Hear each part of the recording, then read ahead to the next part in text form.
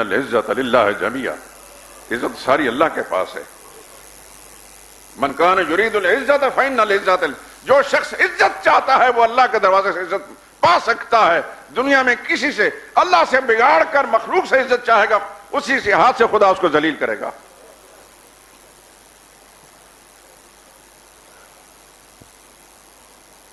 اور یہ کر رہا تھا کہ مدینہ میں ایک شریر طبقہ یہودیوں کا تھا، 3 قبیلے تھے، بنو نذیر، بنو قریظہ اور بنو قینقاع۔ تفصیل میں نہیں جاؤں گا، اتنا بتانا چاہتا ہوں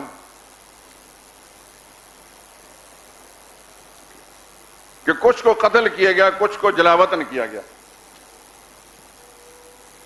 جن کو جلاوطن کیا گیا ان کی مال جائیداد املاک سب کچھ رہ گیا، بہت سا مال املاک جائیدادیں رہیں۔ اب اس کے ساتھ اگلی بات نشین فرما لیں، مکی زندگی میں جن خوش نصیبوں نے نبی کی آواز پر لبیک کہی اور اس پر استقامت اختیار کی، وہ اہل ایمان بالآخر ان کو مکہ معظمہ چھوڑنا پڑا۔ قریش مکہ نے ان پر عرصہ حیات تنگ کر دیا، وہ لٹے پٹے، اپنے املاک جائیداد گھر بار رشتہ دار سب کو چھوڑ کر مدینہ طیبہ گئے۔ ان میں سے کچھ وہ تھے جنہوں نے 2 ہجرتیں کی، پہلے حبشہ کی طرف، دوبارہ مدینہ کی طرف، جو مکی زندگی میں بڑے دولت مند تھے وہاں مفلس و نادار ہو کر پہنچے۔ جب یہودیوں کا یہ مال مسلمانوں کے قبضے میں آیا تو سرور عالم، بات کو غور سے سننا، سرور کائنات صلی اللہ علیہ وسلم نے انصار صحابہ کے ایک سردار حضرت ثابت بن قیس، ان کو بلا کر فرمایا کہ سارے انصار کو بلاؤ۔ یہ آپ کے ذہن میں ہونا چاہیے کہ کفار کا جو مال بھی جہاد کے نتیجے میں یا ویسے ان کے جلاوطن ہونے کے نتیجے میں مسلمانوں کے قبضے میں آتا ہے تو اس کا اختیار صرف مسلمانوں کے امیر کے پاس ہوتا ہے۔ اس میں کوئی شخص بھی ایک دمڑی کا بھی تصرف نہیں کر سکتا جب تک امیر کسی کے حوالے نہ کرے۔ یہ اسلام کا اصول ہے۔ تو مسلمانوں کے امیر اس وقت سرور عالم صلی اللہ علیہ وسلم تھے، وہ سارا اختیار ان کے پاس تھا۔ حضور اکرم صلی اللہ علیہ وسلم نے اس انصاری سردار سے فرمایا کہ سارے انصار کو بلاؤ۔ انہوں نے عرض کیا یا رسول اللہ، اوس اور خزرج جو مشہور قبیلے ہیں ان کو بلاؤں؟ حضور نے فرمایا نہیں، سب کو بلاؤ۔ یہ بھی آپ کے علم میں ہے کہ مدینہ طیبہ پہنچنے والے جو مہاجر مسلمان تھے تو مدینہ کے انصار نے کیا سلوک کیا تھا ان کے ساتھ۔ ان کی قسمت پر قربان جاؤں مدینہ والوں کے، اللہ اپنے قرآن میں ان کا پھر ایسے عجیب انداز سے ذکر کر رہا ہے۔ انہوں نے وہ ایثار مظاہرہ کیا کہ چشم فلک نے آج تک اس سے پہلے بھی اور اس سے بعد بھی ایسا منظر نہیں دیکھا۔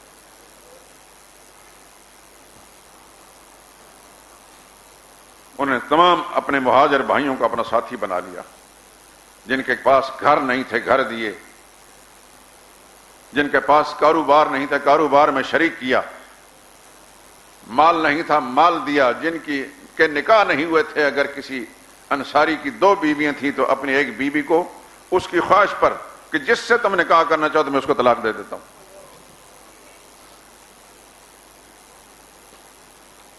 اس طرح ان کو سکون کا سانس لینا نصیب ہوا۔ ادھر جب یہود کا مال، اسباب، املاک، جائیدادیں مسلمانوں کے قبضے میں آئیں، یہاں اس سورہ مبارکہ میں اس کو ان الفاظ کے ساتھ تھا، ما افاء اللہ علی رسولہ من اہل القری، جو مال اللہ نے اپنے پیغمبر کو مال فے کے طور پر دیا۔ 2 قسم کے مال ہوتے ہیں، جو باقاعدہ جنگ کرنے کے بعد کفار سے حاصل، اس کو مال غنیمت کہتے ہیں۔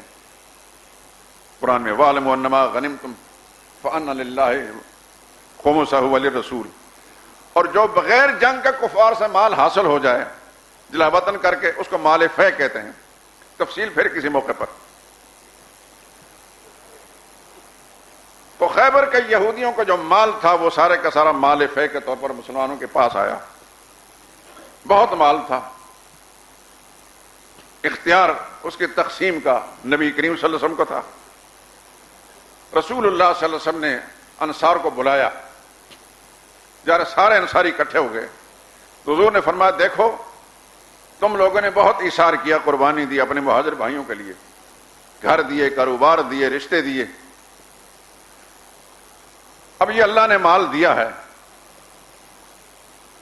بغیر گھوڑے دوڑانے کے اور بغیر تیر اور تلوار چلانے کے.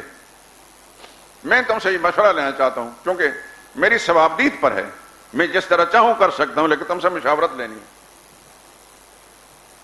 چاہو تو میں سب انصار مہاجرین تم لوگوں میں اور مہاجرین تقسیم کر دو, اور مہاجر جس طرح پہلے تمہارے گھروں میں رہتے تھے اس طرح رہیں. تو اگر تم چاہو تو یہ سارے کا سارا مہاجرین کو دے دیا جائے اور مہاجرین تمہارے گھروں سے نکل جائیں. تو انصار صحابہ میں سے حضرت سعد بن معاذ اور سعد بن عبادہ جو سردار اور لیڈر تھے, دونوں سعد تھے, نام بھی سعد تھا اور تھے بھی سعد. سمجھتے ہیں سعد کا معنی سعادت اسی سے نکلا ہے, خوش نصیبی. وہ کھڑے ہوئے اور عرض کیا یا رسول اللہ ہم اس بات پر راضی ہیں کہ سارے کے سارا مال ہمارے مہاجر بھائیوں کو دے دیا جائے, ہمیں کچھ بھی نہ دیا جائے, اور ہمارے وہ مہاجر بھائی ہمارے گھروں سے نہ نکلے, اسی طریقے سے ہمارے گھروں میں رہیں.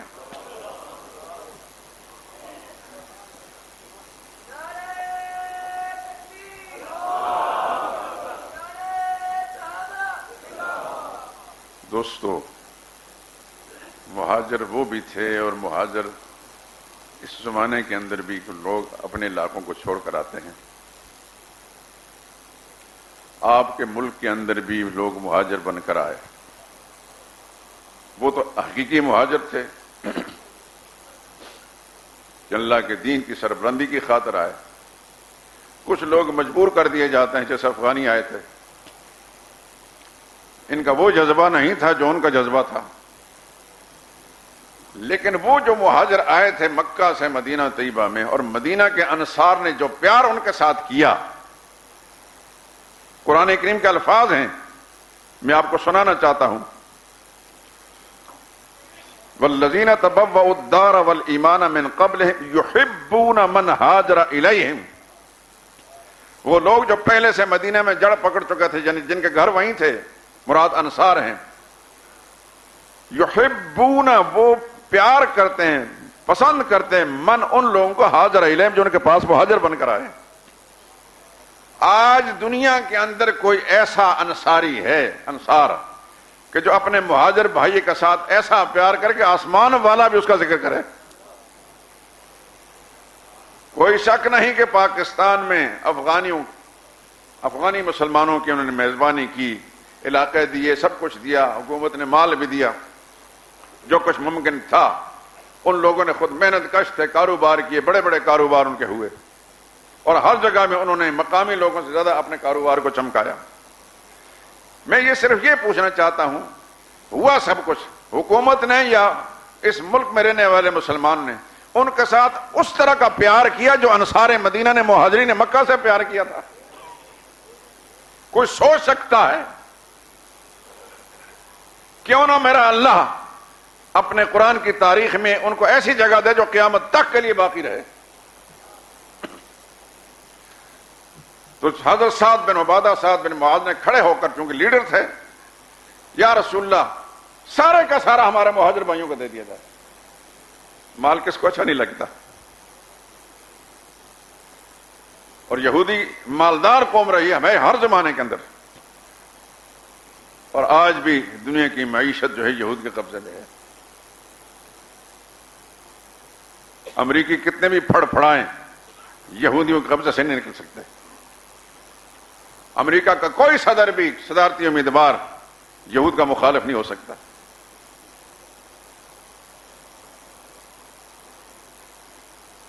اور صرف وہی نہیں, پوری دنیا میں. وہ ہٹلر کا معاملہ الگ ہے,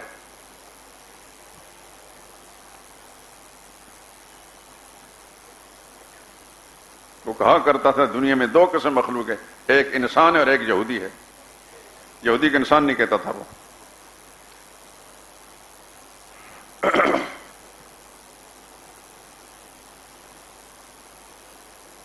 تو جب انصار کے لیڈروں نے کہا یا رسول اللہ ہم چاہتے ہیں کہ اسی طریقے سے ہمارے گھروں کے اندر رہیں وہ، اور ہماری مراد اور ہماری طرف سے جو کچھ ان کو حاصل ہوتا رہے وہ رہے، لیکن وہ سارے کا سارا مال ان کو دے دیا جائے.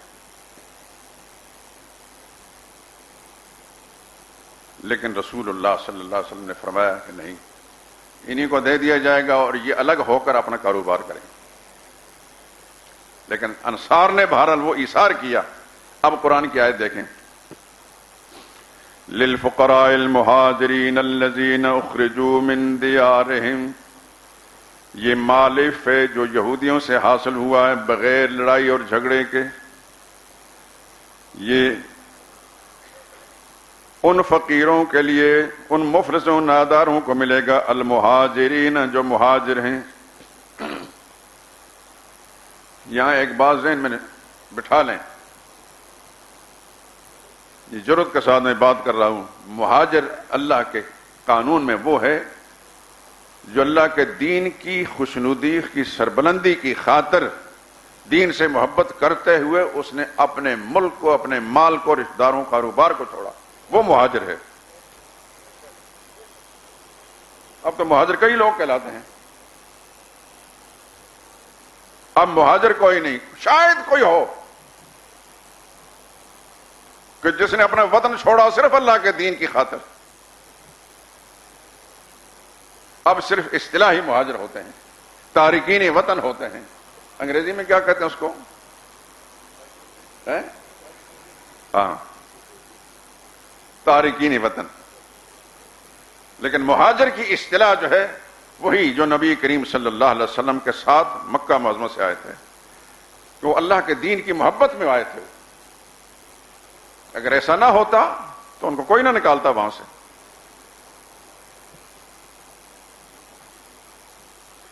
اب سنیے آیت، یہ مالف ان فقراء کے لیے جو مہاجر ہیں، الذین اخرجوا من دیارہم جو اپنے وطن سے نکالے گئے، واموالہم اور مالوں سے بھی الگ کر دیے گئے، یبتغون فضلا من اللہ ورضوانا انہوں نے وطن بھی چھوڑا، مال بھی چھوڑا، اللہ کی رضا حاصل کرنے کے لیے، اللہ کی رحمت تلاش کرنے کے لیے سب کچھ چھوڑ دیا، اللہ کا فضل، اس کی رضا اور خوشنودی کی خاطر. وَيَنْصُرُونَ اللَّهَ واللہ کے دین کے مددگار بن کر آئے ہیں، وَرَسُولَهُ اور اللہ کے رسول کے ساتھی بن کر آئے. أُولَئِكَ هُمُ الصَّادِقُونَ سن لو یہ لوگ بڑے راست باز سچے ایمان والے. یہ تو مہاجرین کا حال ہے. اب انصار کا حال سنیں، والذین تبوأوا الدار والایمان من قبلہم وہ لوگ بھی جنہوں نے رہائشیں اختیار کر رکھی تھیں اور ایمان بھی ان سے پہلے، یعنی ان کے پہنچنے سے پہلے مومن بن گئے تھے اور پہلے ہی سے مدینہ میں رہتے تھے. یحبون وہ پسند کرتے ہیں ان لوگوں کو، من ہاجر الیہم جو ان کی طرف مہاجر بن کر آئے ہیں.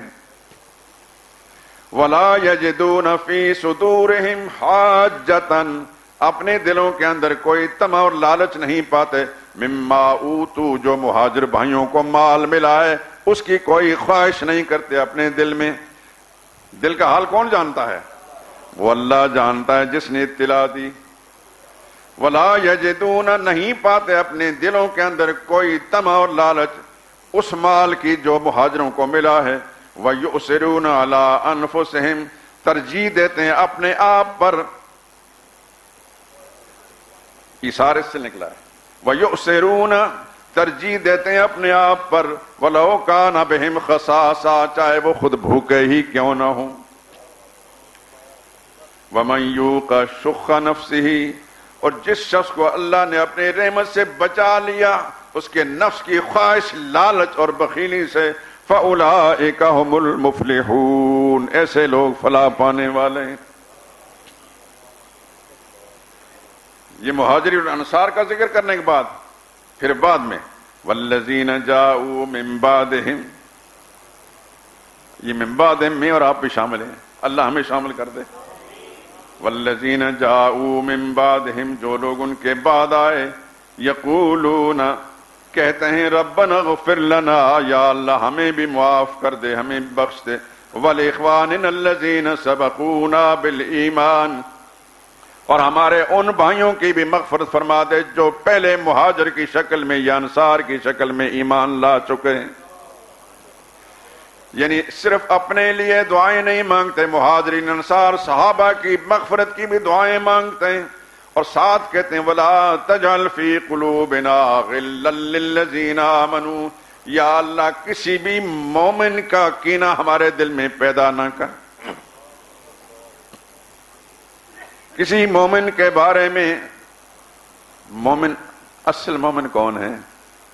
جن کو اللہ نے مہر لگا دی جن کے ایمان پر، جن کو اولئک ھم المؤمنون حقا، پکے ایمان والے ہیں، انہی مومنوں کی بارے کہتے ہیں ولا تجعل فی قلوبنا غلا للذین آمنوا، ان پکے ایمان والوں کے بارے میں ہمارے دل میں کوئی بھی کینہ پیدا نہ فرما۔ ربنا انک رؤوف الرحیم، ہمارے پروردگار تو بڑا شفقت کرنے والا مہربان ہے۔ علماء نے اس سے مسئلہ نکالا کہ مومن آج وہی ہے جس کے دل میں صحابہ کے خلاف کوئی کینہ نہ ہو، جس کے دل میں صحابہ کے خلاف کوئی بغض اور کینہ موجود ہے، اللہ کی وہی، اللہ کے قرآن کے مطابق وہ مومن نہیں ہے۔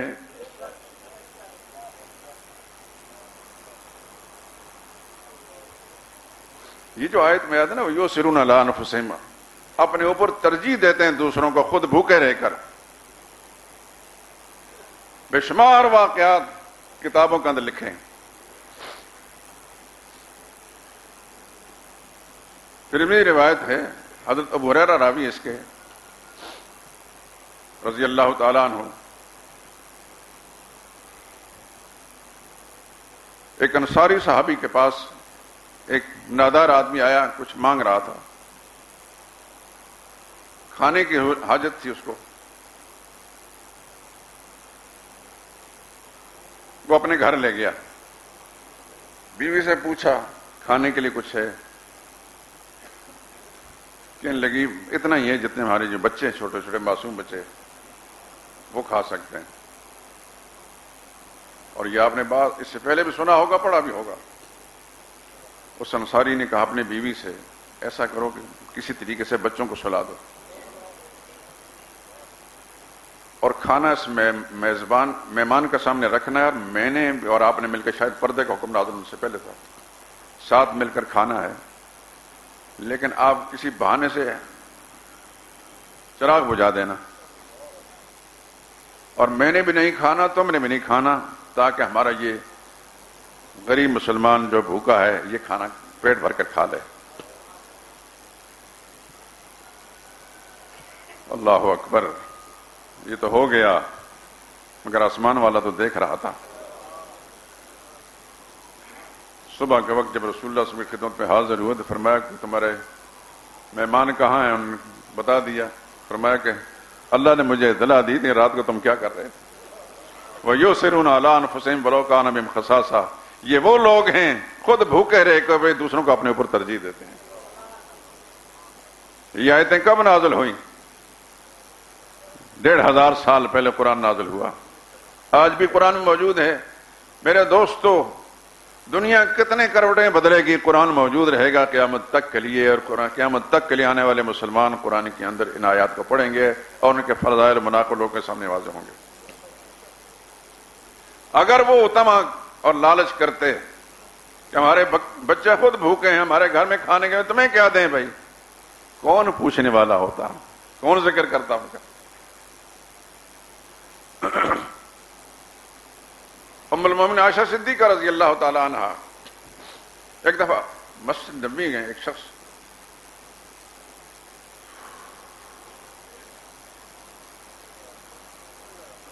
بھوکا تھا، یہ بات کہتے سنتے وقت حیرت ضرور ہوتی ہے، یہ کوئی ڈرامے نہیں کیا جا رہا تھا کہ اس کے پہلے کوئی مطلب ہے کوئی سین بنایا جاتا، واقعتاً ایسا تھا. رسول اللہ صلی اللہ علیہ وسلم نے گھر کسی زوجہ مطہرہ کو پیغام بھیجا. انہوں نے فرمایا گھر میں پانی ہے اور کچھ نہیں. دوسری اہلیہ کے پاس فرمایا ایسا ہی ہے. غرض کے تمام ازواج مطہرات نے بتایا کہ پانی کے سوا کچھ بھی نہیں. قصہ سناتے ہوئے میں ایب سے ایک بات پوچھتا ہوں. سرور کائنات صلی اللہ علیہ وسلم کا گھرانہ ہے. آج میں اور آپ ایسا تصور کر سکتے ہیں؟ اور بالفرض خدا نہ خواستہ ایسا ہو کہ گھر میں کھانے کے لیے کچھ بھی نہیں، اس وقت دل و دماغ کی کیفیت کیا ہوگی؟ لیکن یہ پیغمبر کا گھرانہ ہے. کوئی بے صبری نہیں، بے سکونی نہیں، شور نہیں. ساری ازواج مطہرات ویسے بیٹھی ہیں. جواب یہ آتا ہے پانی ہے، اس کے سوا کچھ نہیں. حضور صلی اللہ علیہ وسلم نے پھر اعلان کیا کہ یہ ایک مہمان ہے. کون ہے صحابی اس کو لے جانے والا؟ اسی طریقے سے کوئی مسلمان تیار ہو گیا اور اللہ کی شان اس کے گھر کی حالت بھی وہی تھی. چھوٹے چھوٹے معصوم بچوں کے کھانے کے سوا گھر والوں کے لیے کچھ بھی نہیں تھا. ایسا ہی کیا جس طرح پہلے میں قصہ سنا چکا ہوں. مہمان کو کھلایا اور لائٹ بجھا دی، اور اللہ تعالیٰ نے آسمان والے پروردگار نے اپنے نبی کو اطلاع دے دی کہ اپنے ساتھی نے رات میں آنے والے مہمان کے ساتھ اس انداز سے اشارہ کیا کہ خود بھوکے سوئے ہیں، بچے بھوکے سوئے ہیں، اور ان مہمان کو کھلایا. ام المؤمنین عائشہ صدیقہ رضی اللہ تعالیٰ عنہ روزے سے تھیں. حجرہ مبارکہ کا باہر کسی نے بھوکے ہونے کی آواز لگائی. خادمہ سے پوچھا کیا ہے کھانے کے لیے؟ فرمایا، اس نے عرض کیا کہ ایک روٹی ہے جو رات کو آپ افطار کے وقت کھانا کھائیں گی. فرمایا یہ اس کو دے دو. میرے دوستو، نبی نے اتنی محنت کر کے تربیت کی ہے اپنے صحابہ کی اور اپنے گھر والوں کی. مجال ہے کہ کوئی بے چینی ہو، بے قراری ہو. سارا دن روزہ ہوگا، شام کے وقت روزہ افطار کرنے کے لیے بھی کچھ نہیں. ام المومنین وہ ایک روٹی تھی وہ بھی صدقہ کر دیتی ہیں. لیکن اللہ کا کرنا دیکھیں، شام کے وقت ایک ایسے شخص کی طرف سے جس نے کبھی بھی کوئی ہدیہ نہیں بھیجا تھا، ایک پوری بکری بھونی ہوئی، جس طرح عربوں کا ایک رواج ہے، آج بھی اس طرح کرتے ہیں.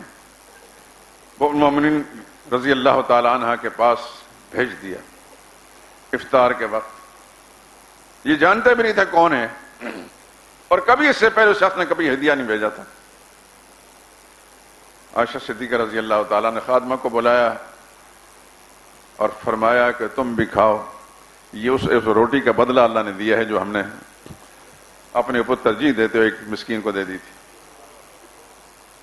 میرے دوستو، بے شمار واقعات ہیں. میدان جہاد کے اندر معرکہ یرموک میں ایک صحابی ہیں، اپنے زخمی چچزاد بھائی کو تلاش کرتے کرتے اس کے پاس پہنچے. اس نے پانی کی خواہش ظاہر کی، اس کو پانی فراہم کرنے لگے تو پاس ایک دوسرے زخمی نے کہا پانی. اس نے کہا اس کو دے دو. اس کے پاس جب پہنچے ایک اور زخمی نے آواز لگائی کہ پانی. اس نے کہا اس کو دے دو. غرض کہ پھرتے پھرتے 7 آدمیوں کے پاس گئے. 7ویں کے پاس جب پہنچے پانی پینے سے پہلے اس کی روح پرواز کر گئی تھی. واپس دوسرے کے پاس لگاتار آتے رہے، ہر ایک کی روح پرواز کر گئی، کسی کو پانی نہیں ملا. میرے دوست اور بزرگوں، نبی کے تربیت یافتہ صحابہ کرام تو وہ لوگ تھے کہ موت کے وقت بھی اپنے آپ پر دوسرے مسلمان کو ترجیح دیتے تھے.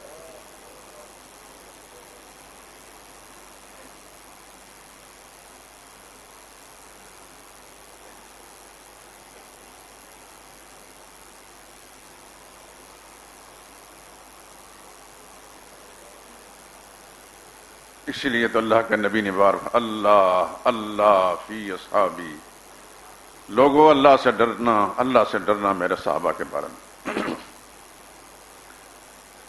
کوئی نامناسب کلمہ ان کے بارے میں زبان سے نہ نکالنا. فمن احبہم فبحبی احبہم، جو ان سے پیار کرے گا تو سمجھو کہ اس خوش نصیب کو مجھ سے پیار ہے، اس لیے میرے ساتھی بھی پیارے لگتے ہیں. ومن ابغضہم فببغضی ابغضہم، جو ان سے بغض رکھے گا اس بد نصیب کو مجھ سے بغض ہے، اس لیے میرے صحابہ سے بغض رکھتا ہے. یہ پہلے اللہ کے پیغمبر اطلاع دے چکے ہیں. آپ کے اس ارشاد کی روشنی میں آج ہر انسان اپنے حال کو دیکھے، اپنا جائزہ لے کہ میرے اندر کی کیفیت کیا ہے. میں صحابہ سے پیار کرتا ہوں، نادیدہ قسم کا پیار. میں نے صحابہ کو نہیں دیکھا، صرف تذکرے سنے ہیں، اللہ کے قرآن میں پڑھا ہے، اور قرآن میں پڑھنے کے بعد میرے دل کے اندر اتنی محبت آ گئی کہ نہ پھر باپ اچھا لگتا ہے ان کے مقابلے میں، نہ ماں، نہ بیوی، نہ بچے، نہ بہن بھائی، نہ کوئی رشتہ دار، نہ دوست یار. ساری کائنات کے انسانوں سے محمد مصطفیٰ صلی اللہ علیہ وسلم کے صحابہ زیادہ پیارا لگتے ہیں. یہ نشانی اس بات کی فشہدوا لہ بالایمان، کہ اس کی ایمان کی شہادت دو. اللہ سے دعا مانگا کریں، یا اللہ ہمیں نبی کی سچی محبت اور نبی کے ساتھیوں کی سچی محبت نصیب فرما. نعرے لگانا بڑا آسان ہے دوستو، نعرے لگانا بڑا آسان ہے. اس زمانے میں نعروں پر دنیا چلتی ہے. اچھل اچھل کر نعرے لگائیں گے.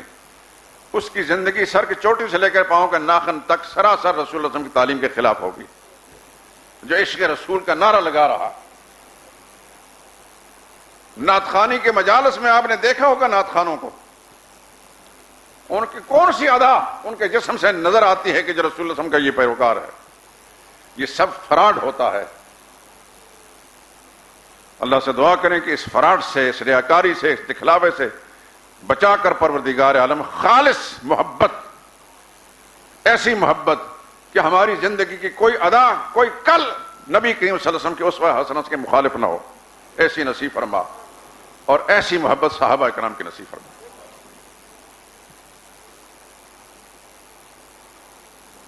آپ سن چکے ہیں مکی زندگی کا ایک امیر زادہ، امیر ماں کا بیٹا، کہ بچے بچے کی زبان پر اس کی شہزادگی کے چرچے ہوتے تھے. وہ جب گھر سے باہر نکلتا تو خوشبوؤں کی لہریں گلیوں کے اندر ہوتی تھیں.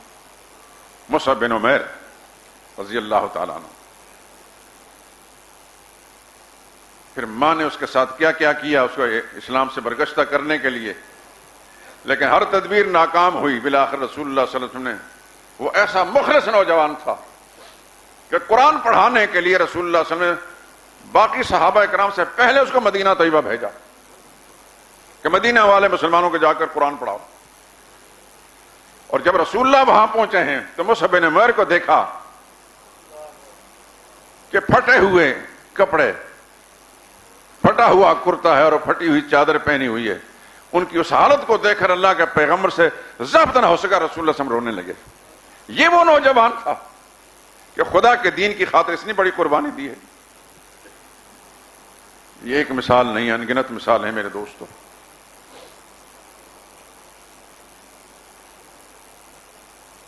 اس لیے اللہ نے فرمایا یؤثرون علی انفسہم ولو کان بہم خصاصہ.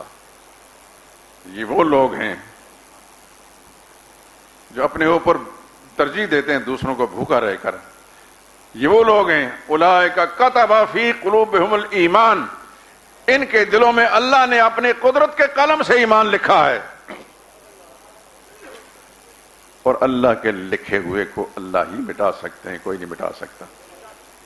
ساری دنیا کے کتے بھونکتے رہیں دوستو، کتوں کے بھونکنے سے سورج کی روشنی میں کوئی فرق نہیں پڑتا، آسمان کے تاروں اور چاند کی روشنی میں کوئی فرق نہیں پڑتا. محمد مصطفیٰ صلی اللہ علیہ وسلم کی شان نے اقدس میں کوئی کتا بھونکے اس سے بھی کوئی فرق نہیں پڑے گا، اور رسول اللہ صلی اللہ علیہ وسلم کی مقدس جماعت کے خلاف بھی کوئی کتا بھونکے اس سے بھی ان کی شان میں کوئی فرق نہیں پڑتا. میری اس طرح کی معروضات کا مقصد یہ ہے میں یہ چاہتا ہوں، اللہ گواہ ہے اس بات پر، اللہ کی کتاب میرے سامنے ہے، اس پر میرا ہاتھ رکھا ہے، کہ میرے اللہ نے اپنی رحمت کے ساتھ صحابہ کا جو پیار میرے دل میں ڈالا ہے، میں قسم اٹھا کر کہتا ہوں کہ صحابہ کے مقابلے میں مجھے اپنے ماں باپ عزیز نہیں، گھر بار اولاد عزیز نہیں، صحابہ زیادہ عزیز ہیں۔ میں یہ چاہتا ہوں کہ یہی آگ آپ کے سینے میں لگ جائے اور دنیا کی ہر چیز سے بڑھ کر صحابہ کرام سے پیار کرنے والے بنے۔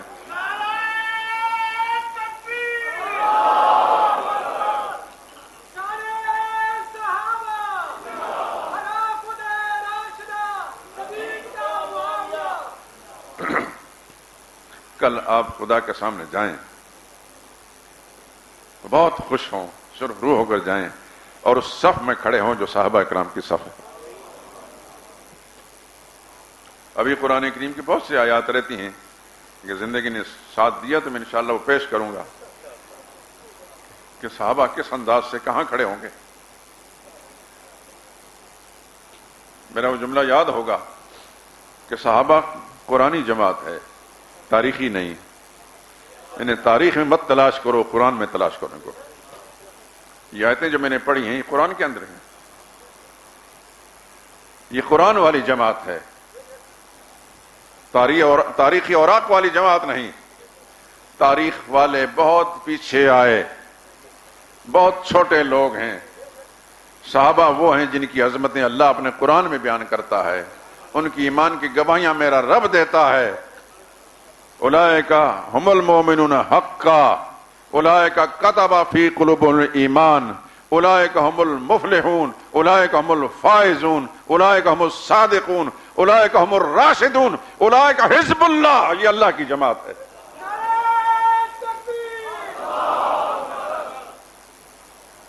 اللہ کی جماعت کے خلاف سوچنا بھی جرم ہے۔